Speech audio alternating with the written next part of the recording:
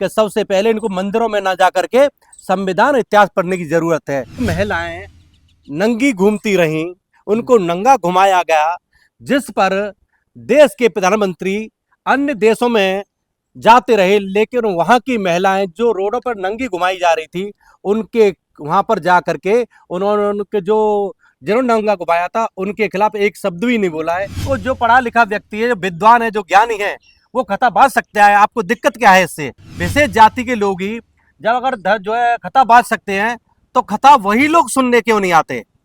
सही बात। वही लोग खता सुने।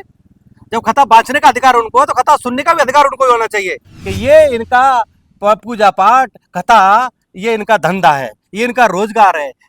अगर ऐसा ही अगर भगवान में शक्ति होती, तो ये जो महात्मा है, संत महापुरुष हैं, वो संसद, विधायक या पार्लियामेंट या विधानसभा की तरफ क्यों भाग रहे हैं?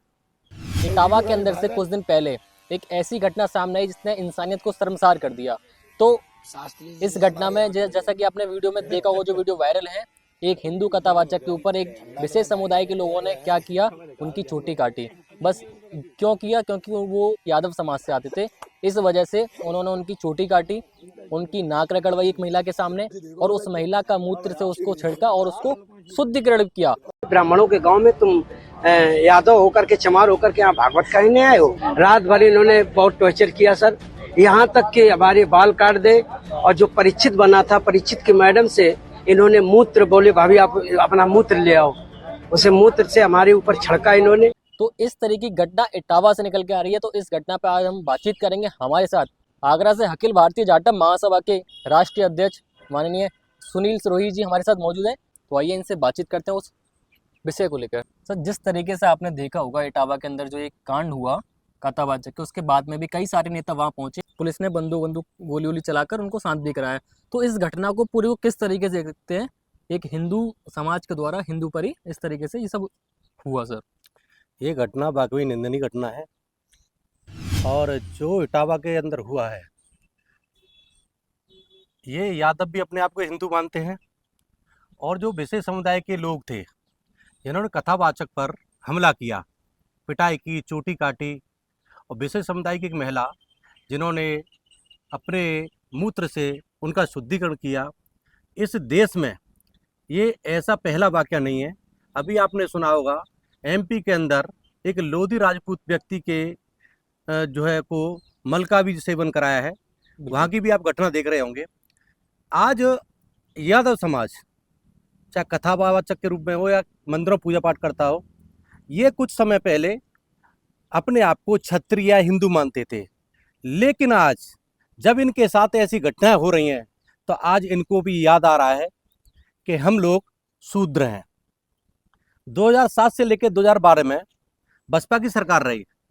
बसपा की सुप्रीमो उत्तर प्रदेश की चार बार की मुख्यमंत्री परमादरणीय बहन कुमारी मायावती जी ने अपने महापुरुषों के नाम पर जनपदों के नाम रखे गए।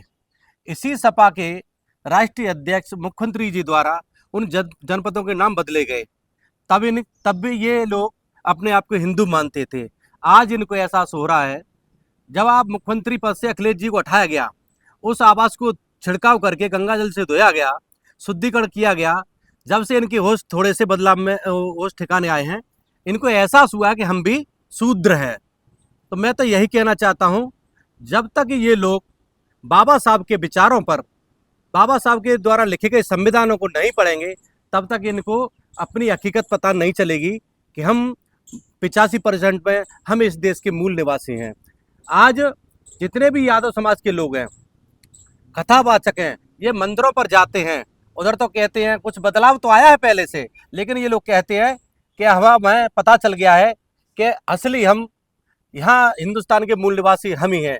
लेकिन अभी कुछ लोग, यादव समाज के लोग भी अभी SC ST OBC जो SC ST के लोगों से जो है गलत भावना रखते हैं, उनको अछूत मानते हैं। लेकिन मैं कहना चाहता हूँ यादव समाज के लोगों से, अगर आपने इतिहास पढ़ लिया, जिस दिन आपने राम मनोहर लोहिया जी को पढ़ लिया, जिस दिन आपने बाबा साहब को पढ़ लिया, जिस दिन आपने अपने पूरे देश के महापुरुषों को पढ़ लिया, इस दिन आपको पता चल जाएगी कि आप भी 85% शूद्रों की सूची में आते हैं। साथियों, मैं तो आपके माध्यम से, पत्रकार बंधु हैं, आपके माध्यम से यही कहना चाहता हूं कि सबसे पहले इनको मंदिरों में ना जा करके संविधान इतिहास पढ़ने की जरूरत है, जब इनको हकीकत पता चलेगी कि हम भी इस देश के मूल निवासी हैं। एक वीडियो वायरल हो रहा है, एक महिला जिस तरीके से बोलती है कि ये भी जो यदुवंशी हैं इनको और टारगेट करना चाहिए, इनकी महिलाओं को नंगा करके सड़क पर करना चाहिए, मतलब काफी आपत्तिजनक बोला है एक यदुवंशी समाज को। कि यदुवंशी इन्हें कड़ी से कड़ी सजा मिलना चाहिए। इनकी अबे तो चुटिया ही काटी है कि अब तो ये मूड काटने का काम कर रहे हैं, इनके सालों की मूड काटे जाएं। और इनकी बहुएं बिटियन का मूत का विसर्जन करो जाए, अच्छे से छिड़काव करो जाए। सारे कुत्ता की औलाद ये बाप से भी पैदा नहीं है, दोगला। और इनकी बहन बिटियन को भी नंगा करके चौराहे पे घुमाया जाए, ऐसी बदतमीजी के। तो इसको किस तरीके से देखते हैं? वो वही महिला है मेरे हिसाब से जो मूत्र शुद्धिकरण किया उसका कथावाचक का। वो महिलाएं अपने आप को गंगा से भी ज्यादा पवित्र मानती है, उसकी मानसिकता गंगा से भी ज्यादा अपने आप को पवित्र मानती है। लेकिन ये वही महिला हैं, ये वही लोग हैं, ये वही जाति विशेष के लोग हैं जो कर्नाटका के अंदर जो महिलाएं नंगी घूमती रहीं, उनको नंगा घुमाया गया, जिस पर देश के प्रधानमंत्री अन्य देशों में जाते रहे, लेकिन वहां की महिलाएं जो रोडों पर नंगी घुमाई जा रही थी, उनके वहां पर जा करके उन्होंने उनके जो जिन्होंने नंगा घुमाया था उनके खिलाफ एक शब्द भी नहीं बोला है। ये वही मानसिकता की महिला है। इनको ये पता नहीं है कि महिला का दर्द महिला ही समझती है। लेकिन ये मैं मानता हूं ये महिला जो है वो किसी अन्य विचारधारा की महिला है। अगर महिला होती तो जो आज जो महिला है यदुवंशी महिला है, आज उनके ऊपर छींटाकशी कर रही है, आज ये कह रही है कभी तो इनकी चोटी काटी है, इनकी गर्दन भी काटनी चाहिए। अरे तुम्हें ये सोचना चाहिए, आप इस देश की जो है रहने वाली हो, इस देश में सबको जीने का अधिकार है, सबको जो पढ़ा लिखा व्यक्ति है, जो विद्वान है, जो ज्ञानी है, वो खता बांध सकता है। आपको दिक्कत क्या है इससे? क्या आपके विशेष जाति के लोग ही जब अगर जो है खता बांध सकते हैं तो खता वही लोग सुनने क्यों नहीं आते? सही बात। वही लोग खता सुने। जब खता बांचने का अधिकार उनको है तो खता सुनने का भी अधिकार उनको ही होना चाहिए। बाकी सब लोगों को ये अधिकार खत्म कर दीजिए आप। लेकिन ये नहीं करेंगे क्योंकि इनको पता है कि ये इनका पूजा पाठ कथा ये इनका धंधा है, ये इनका रोजगार है। इनको देश से, इनके देश के भगवानों से कोई प्रेम नहीं है। ये सिर्फ ऐसी मानसिकता जाहिर करके ये पूरे देश में जाति विशेष का दंगा करा करके इस देश को भाई को भाई से लड़वा करके ये देश में विचार जो है दंगा करा करके ये देश में बहुत बड़ी खाई खोदना चाहते हैं कि जो समाज के लोग हैं, जिस देश में लोग रह रहे हैं, वो आपस में प्यार भाईचारा बना करके ना रह पाए। अच्छा, इसका परमानेंट सॉल्यूशन देखा जाए तो क्या समाधान सर? ऐसी घटनाएं कैसे रुक सकती हैं? मैं तो यही कहना चाह रहा हूँ, जो लोग मंदिरों पे जा रहे हैं, जो लोग कथा कर रहे हैं, जो लोग कथाओं में जा रहे हैं, जो लोग अपने परिवारों का पालन पोषण ना करके वहां कथाओं में जा रहे हैं, अपना समय व्यतीत कर रहे हैं, इनको पैसा भी दे रहे हैं, जिससे ये लोग मजबूत हो रहे हैं और आप लोग और गरीब होते जा रहे हैं। भाई पहले सबसे कोई भगवान हो, भगवान भी कहता था कि पहले अपने परिवार को देखिए, मेरे पास कहीं किसी को आने की जरूरत नहीं है। इतिहास में लिखा है ये चीजें। लेकिन हमारे जो भाई हैं, जो बहन हैं, जो जा रहे कथाओं में, उनको सबक लेना चाहिए कि यहाँ से कुछ मिलने वाला नहीं है। मिलेगा तो बाबा साहब के लिखे संविधान से, शिक्षा से, रोजगार से मिलेगा। अपने पालन पोषण के लिए आप अगर मेहनत नहीं करेंगे तो कोई आपको जो है पैसा देगा? नहीं देगा ना। नहीं। तो ये लोग, इनकी पता नहीं, ये लोग भी अंधभक्त हो गए हैं।